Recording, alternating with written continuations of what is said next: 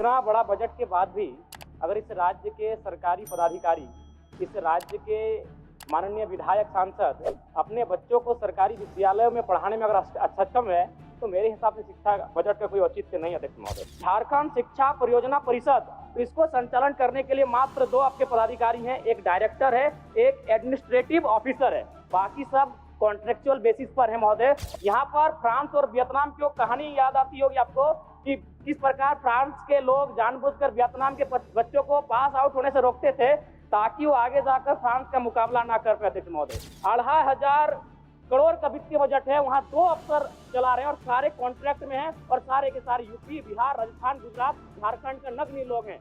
तो ये झारखंड राज्य बनने का कोई औचित्य भी नहीं दिखता है। पूर्व की सरकार में कपड़ा का रंग था गेरुआ रंग और वर्तमान की सरकार में कपड़ों का रंग है हरा। तो अगली सरकार पीले रंग का ड्रेस लाएगी, क्योंकि पीला रंग का कपड़ा प्रचलन में नहीं है। माननीय सदस्य जयराम महतो जी। धन्यवाद अध्यक्ष महोदय। शिक्षा के लिए लगभग 12% का बजट प्रावधान किया गया है, जो कि सराहनीय है।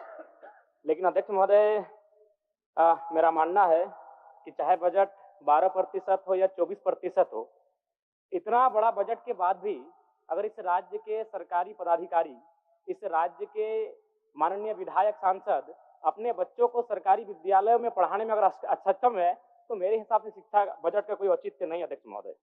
अध्यक्ष महोदय, आज से लगभग 10 साल पहले इलाहाबाद हाईकोर्ट ने मंगलवार के दिन एक बहुत बड़ा फैसला सुनाया था। कोर्ट ने कहा था कि यूपी के सभी जनप्रतिनिधियों, सरकारी अफसरों, कर्मचारियों और जजों को अपने बच्चों को सरकारी प्राइमरी स्कूलों में पढ़ाना होगा।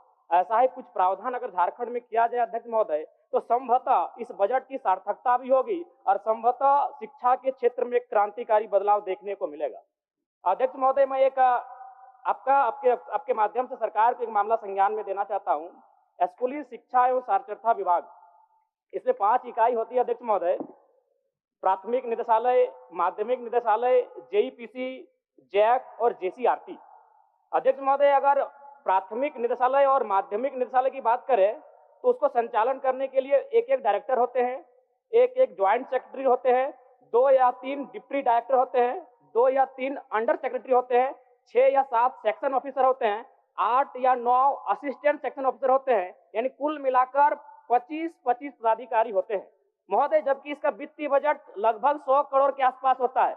लेकिन अध्यक्ष महोदय, अगर जेईपीसी की बात करें, Jharkhand education project council, Jharkhand शिक्षा परियोजना परिषद, तो इसको संचालन करने के लिए मात्र 2 आपके पदाधिकारी हैं, एक डायरेक्टर है, एक एडमिनिस्ट्रेटिव ऑफिसर है, बाकी सब कॉन्ट्रेक्चुअल बेसिस पर है महोदय और सारे के सारे गैर झारखंडी हैं। यहाँ पर फ्रांस और वियतनाम की कहानी याद आती होगी आपको कि किस प्रकार फ्रांस के लोग जानबूझकर वियतनाम के बच्चों को पास आउट होने से रोकते थे ताकि वो आगे जाकर फ्रांस का मुकाबला ना कर पाए अध्यक्ष महोदय। इसलिए इस मामले को संज्ञान में ले और ये जो कॉन्ट्रेक्चुअल है वहां पर बताइए, 2 विभाग को आपके 50 ऑफिसर संभाल रहे हैं और एक विभाग जहां 2500 करोड़ का वित्तीय बजट होता है 1 साल का। ये बहुत गंभीर मामला अध्यक्ष महोदय, जांच किया जाए। 2500 करोड़ का वित्तीय बजट है, वहां 2 अफसर चला रहे हैं और सारे कॉन्ट्रैक्ट में हैं और सारे के सारे यूपी, बिहार, राजस्थान, गुजरात, झारखंड का नगण्य लोग हैं।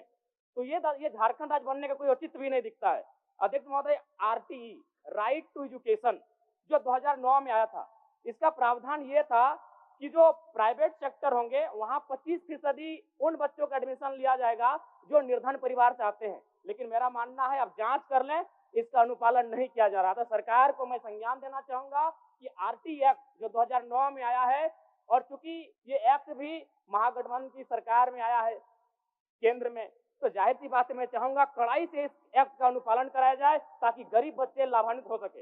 अध्यक्ष महोदय, बस 30-40 सेकंड लेंगे, दया नहीं रही, थोड़ा सा कृपा करें। मैं एक ये मामला भी दूंगा। पूर्व की सरकार और वर्तमान की सरकार, जो मेरे आंखों ने देखा, बदला। क्या बदला अध्यक्ष महोदय? कपड़ों का रंग बदला और स्कूल की दीवारों का रंग बदला। थोड़ा संज्ञान में लीजिएगा। पूर्व की सरकार में कपड़ा का रंग था गेरुआ रंग और वर्तमान की सरकार में कपड़ों का रंग है हरा। अध्यक्ष महोदय, गंभीर मामला मान के चलिए अध्यक्ष महोदय, अगर 70 लाख स्टूडेंट है, विद्यार्थी हैं, मान के चलिए साल में अगर 2 बार उनको कपड़ों की जरूरत पड़ती है तो 70 लाख गुना 2, और मान के चलते अगर एक विद्यार्थी 1000 रुपए न्यूनतम खर्च करता है तो मुझे लगता है 1400 करोड़ आता है अध्यक्ष महोदय। अब मान के चलिए अध्यक्ष महोदय, अगर अगली सरकार को अगर घोटाला करना है कपड़ों में तो अगली सरकार पीले रंग का ड्रेस लाएगी, क्योंकि पीला रंग का कपड़ा प्रचलन में नहीं है, हरा रंग का कपड़ा प्रचलन में नहीं है, गेरुआ रंग का कपड़ा प्रचलन में नहीं है। अध्यक्ष महोदय, ये बहुत बड़ी बीमारी है। शिक्षा में इस प्रकार से लोग हावी है तो समझ सकते हैं इस राज्य का क्या होगा। धन्यवाद अध्यक्ष महोदय।